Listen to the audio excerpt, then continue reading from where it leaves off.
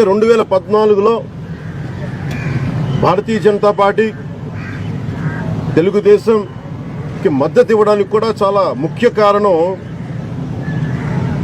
విడిపోయిన ఆంధ్రప్రదేశ్కి చాలా అనుభవం ఉన్న నాయకుడు కావాలి. దీనికి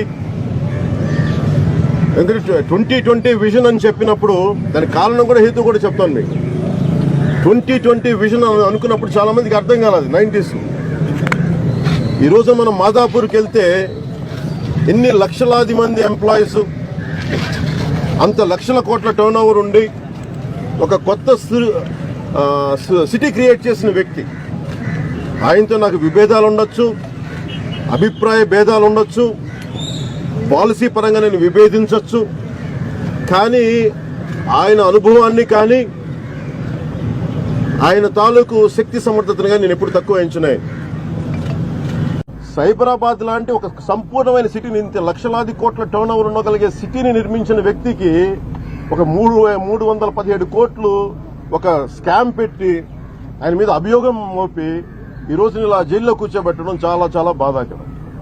నేను మన సభలో కూడా చెప్పాను, మన మంగళగిరిలో ఆయనకి జరిగిందని చెప్పి అందరూ కూర్చోబెట్టి సంకలు గుద్దుకోవడం చెప్పాను. సమస్య ఏమవుద్దంటే ఇది అన్యాయంగా కేసు మోపబడితే ఇది నిజంగా